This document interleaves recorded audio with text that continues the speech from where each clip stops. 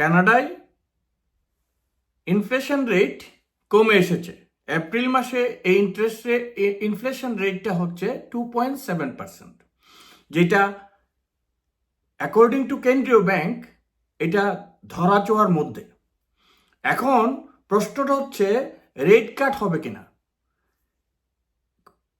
Post pandemic পিরিয়ডে কি সব মানুষ, আমার মনে হয় সব মানুষ এখন কেন্দ্রীয় ব্যাংকের রেট কাট নিয়ে চিন্তা করেন। আগে কখনো এরকম দেখি নাই। রেট কখনো বেড়েছে, কখনো কমেছে, কিন্তু মানুষের ভিতর এটা নিয়ে এত বেশি চাঞ্চল্য ছিল না। এখন যে চাঞ্চল্য সৃষ্টি হয়েছে, সেই চাঞ্চল্যকে একমাত্র রেট কাট ছাড়া এই চাঞ্চল্য কমবে বলে আমার কাছে মনে হয় না। এখন কানাডার যেহেতু ইনফ্লেশন কমেছে, মানুষের ভিতর আশার পরিমাণ অনেক বেড়ে গেছে যে জুন রেট কাট আসছে। কয়েকদিন আগে লেবার মার্কেটে যখন অনেক 90,000 জব ক্রিয়েট হয়েছিল, তখন মানে এই আশার আলোটা অনেকটা ম্রিয়মান হয়ে গিয়েছিল। যদিও ওই জব আসলে জব না, 90,000 জব মানে এর ভিতরে অধিকাংশ পার্ট টাইম জব। এবং গত এক বছরে আপনি যদি হিসাব করেন, কানাডার মানুষ হয়েছে 1 মিলিয়নের উপর, নতুন মানুষ সংযুক্ত হয়েছে, জব হয়েছে মাত্র 3.5 লাখ। সো এই যে জবের যে ডাটা, এই ডাটাগুলো অনেকটাই প্রাইভেট সোর্স থেকে, প্রাইভেট ইন্ডাস্ট্রিগুলিতে, প্রাইভেট সেক্টরে মোর জব ক্রিয়েট হয়েছে দেন পাবলিক সেক্টর, এবং ম্যাক্সিমাম হচ্ছে পার্ট টাইম জব।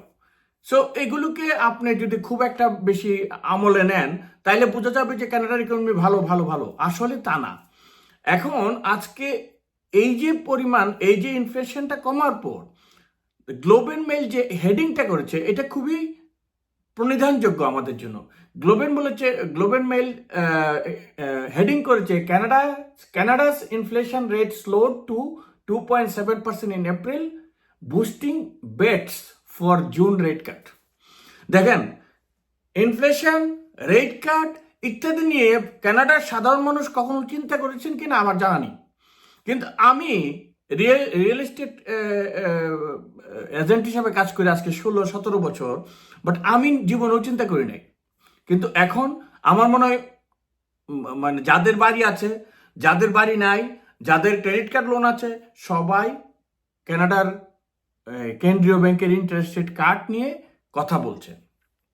এখন কানাডার কেন্দ্রীয় ব্যাংক কি চিন্তা করবে আমি জানি না, কিন্তু এটা বেশ চাপ বা প্রেশার তৈরি করছে কানাডা কেন্দ্রীয় ব্যাংকের উপর, যে জুনের 5 তারিখ যে রেটের যে ডিসিশন, তাতে রেট কাট ঘোষণা দেওয়ার জন্য। শুধু দর্শক, শুভেচ্ছা জানাচ্ছি কানাডার টরন্টো থেকে, আমি জয়ন্ত বণিক। চলেন আমরা কয়েকজন অভিজ্ঞ লোকের কথা শুনে নিই। সিআইবিসি ইকোনমিক্সের সিনিয়র ইকোনমিস্ট, ওনার নাম হচ্ছে Andrew গ্রান্টন।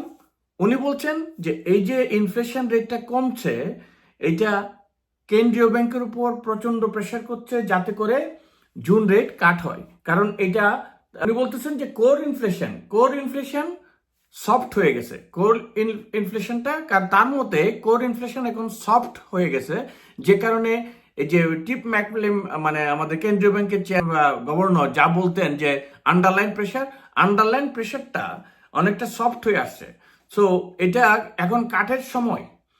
Olivia cross, north America economist, capital economics, উনি বলছেন the fourth consecutive 0.1% average increase in the bank of Canada's preferred core price measures in April will give the bank confidence that the further easing core inflation. তিনিও বলছেন যে core inflation এখন soft হয়ে যাচ্ছে। এই অবস্থায় ব্যাংক অফ কানাডা রেট কাটের দিকে যাওয়াটাই জরুরি।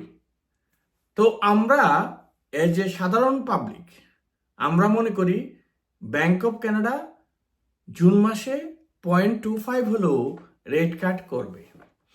শুধু দর্শক, আমি এর চেয়ে বেশি কিছু বলতে চাই না, বা আপনাদের সাথে এর চেয়ে বেশি কিছু আশাবাদ ব্যক্তও করতে চাই না, কারণ অতীতে অনেকবারই আশাবাদ ব্যক্ত করেছি। কারণ আমি জানি না ব্যাংক অফ কানাডার গভর্নর কি চিন্তা করছেন, কিভাবে তিনি আগাবেন, বাট সময়ের দাবি, ডাটা বলছে রেট কাট দরকার, এবং ইনফ্লেশন যেটা তাদের তাদের আকাঙ্ক্ষিত যে ইনফ্লেশন রেট, ওখানে পৌঁছে গেছে আমাদের ইনফ্লেশন। সুতরাং আমার কাছে মনে হচ্ছে রেট কাটটা অত্যন্ত জরুরি, এবং আমরা আশা করি, চলেন আশায় বুক বাঁধি, আবার যে জুন মাসে তারা রেট কাট করবে। আজকে এই পর্যন্তই। আপনাদের সবাইকে ধন্যবাদ। সুখবর আসলে আবারও ভিডিওতে আসবো। Thank you very much.